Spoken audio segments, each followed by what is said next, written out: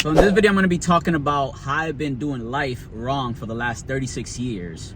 And this is verse that really did convict me. And then I'm going to read it, and then I'm going to give you guys some stories and some analogies on how I was able to put it together so that it makes sense, right?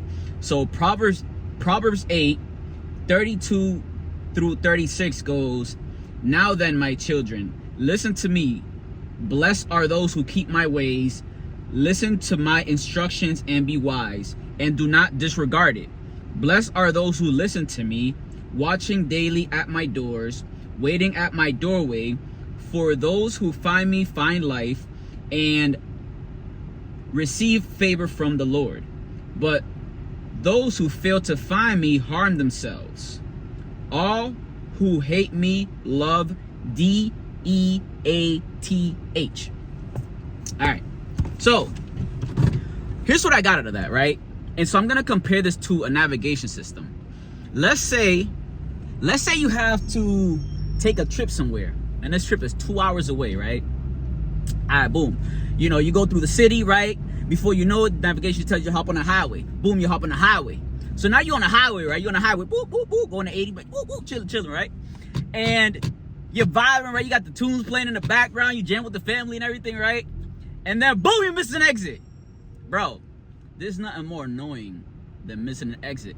So now this exit, right, that you missed made the navigation go from an hour to an hour and 15 minutes. Bro, I know when y'all miss an exit that adds 15 minutes to your time, you're like, ah! Don't act like it, right? So I bet. So then now you're pissed off. You're like, bro, I can't, like, your whole vibe is off. You're like, dog, I can't believe I just missed 15 minutes.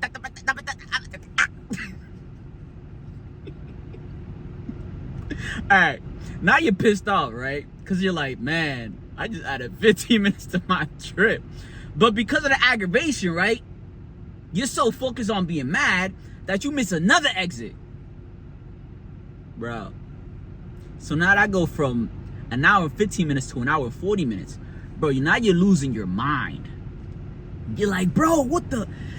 I can't, but man, you sick to your stomach, bro. You can't, right? You're losing it. And so then you're like, you know what? Let me make sure I pay attention to navigation, bro, because I don't think I'll be able to make it past today if I miss another exit, right? So boom, then you take that exit. So now destination, you go from an hour and 45. Yeah, I bet now it's an hour 30, but you're still pissed off, right? Now you're at an hour. Now you're at 30 minutes, right? But notice something. Although you missed the first exit, the navigation never just shut off on you, and neither did you say, you know what, I'm just gonna continue going straight, forget this navigation, I'm good, I'm not gonna listen to this navigation system, bro, because like it made me make a mistake, right? But if we look at the situation, because we weren't paying attention, we simply missed the exit because of distractions, right, that were happening in the space, right? Music, right? Vibing, right? You simply just missed the exit, right? We made a mistake. So the navigation looks at us and he goes, bro, it's cool, you made a mistake, bro. Just take the next exit. Yeah, we're gonna add 15 minutes, bro, but it's cool, bro. Be chill, bro. Be chill. Right? Never does the navigation shut off and be like, yeah, bro, you messed up, bro. That's it. Now you lost forever. Right? But the navigation continues to give us routes that are gonna get us to our destination. Now, if we're distracted with a lot of other things and lose sight of the navigation, we're only going to continue to ask for frustration, right? So let me explain to you how God is very much like a navigation.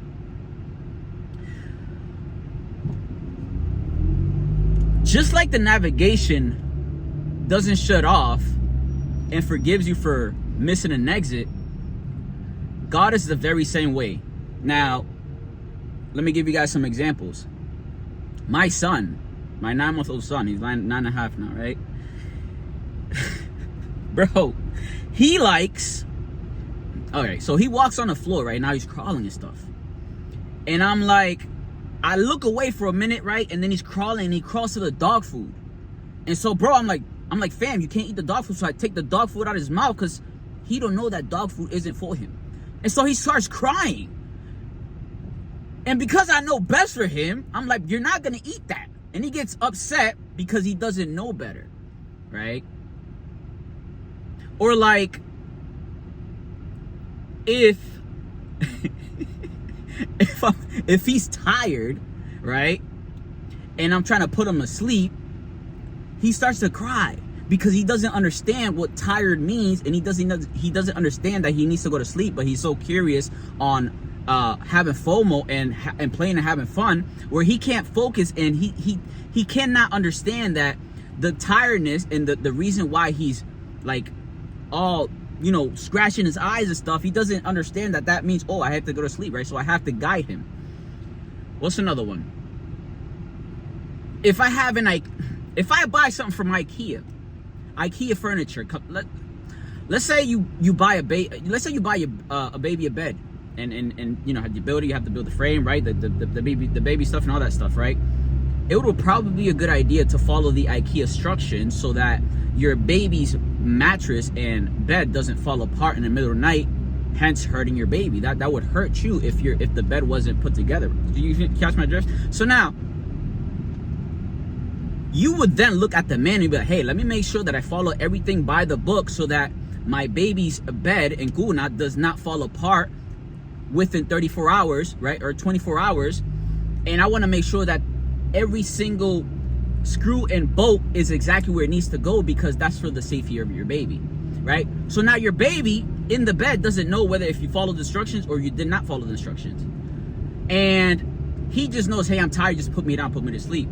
But you as a parent, right, as the guardian of your child, your job is to protect your child, right? The baby's not gonna know the difference of somebody who followed the instructions and did not follow instructions. He's just gonna have faith that you're gonna take care of him. Now, here's how God works, right? So God gives us an instruction manual. It's called the Bible. It stands for basic instructions before leaving Earth. And similar to how navigation doesn't shut off when you miss an exit, right? There are rules that are a manual to life, to live a righteous life, to live a happy life, to live a prosperous life, to live an abundant life, to live a very wealthy life, right, with wisdom and knowledge, which can be found in the instruction manual called the Bible. But because God gives us free will, he says, hey, you don't have to open it up. You can do what you want. So he gives us the option. And the issue with me, right, has been that I've always wanted to do what I want, not following the simple instructions that are how to live a righteous life so that I can live a happy life. And so I go my life, right, years and years and years, and I'm like, I bet, cool, I try this, I try that, right? You know, this has been stressing me out. This person pissed me off. I can't believe this person cut me off. I can't believe this person disrespected me. I'm gonna retaliate, bro. I'm fighting back, bro. You're not about to get up on one on me, dog. Oh, you step on my sneaker, bro. I'm about to mollywop, right? So you start to let me do it my way. Let me take matters to my own hand, right? Okay, so what does God say? God says forgive. So let's say if you don't know this, how can you possibly know how to remove yourself out of frustration, out of anxiety, out of all this hurt, right? All of this pain that we deal with on a daily basis, because people are gonna be put on in our route and in our daily lives whom are going to piss us off. And if we do it our way, God says, yeah, you could do it your way, bro. But then there's the right way to combat the ways that we believe are right, but may not be correctly righteous in a sense, right?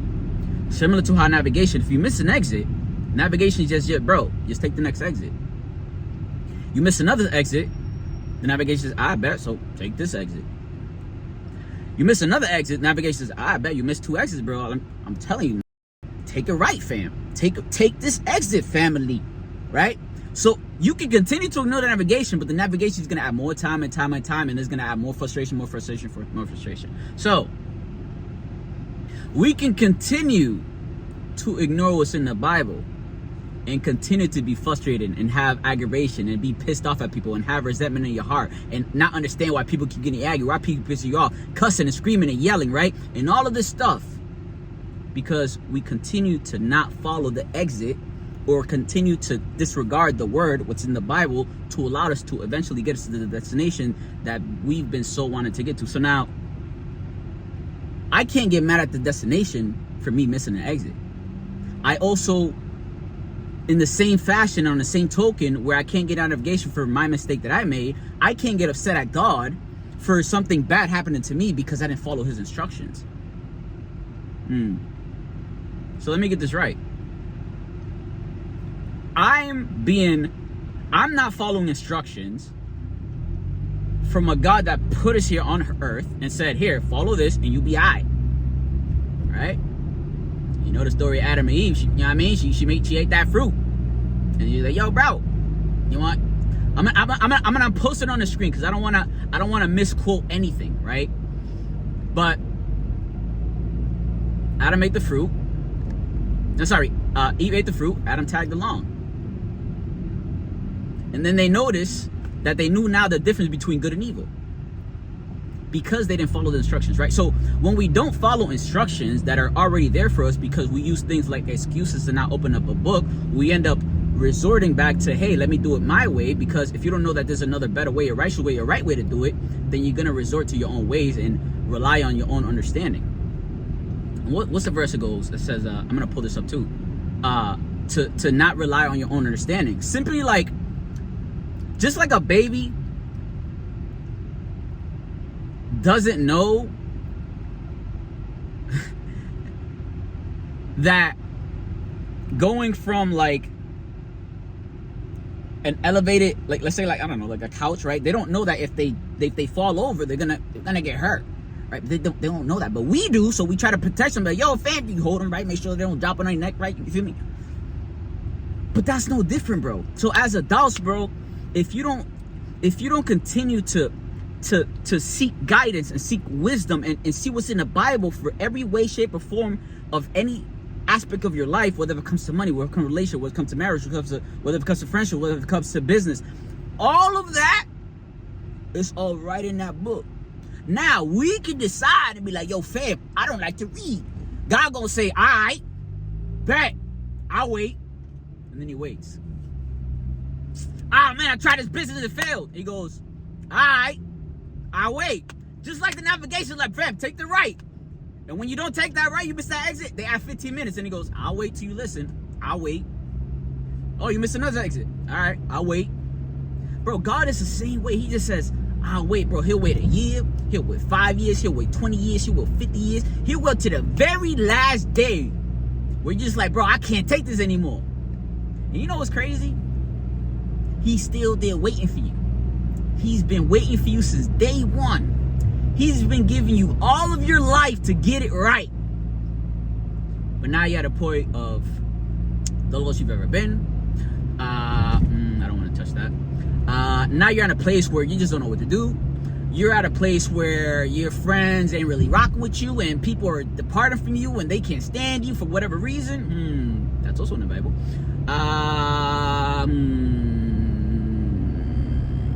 You're feeling down. You're getting all these emotions. You're distracted. You're trying to get away from reality, right? All of these things that go in the mind, right? That causes frustration, anger, and X, Y, and Z, etc., etc. All because we decided we wanted to take things into our own hands. And God is beautiful because he goes, look, I gave you free will, bro. I died on the cross, bro, so that you can know that you have to rely on me, right? So I'm going to give you free will to do what you want, so that you can see that what you want isn't really what you want. Therefore, you're going to have to rely on me for the truth and understanding.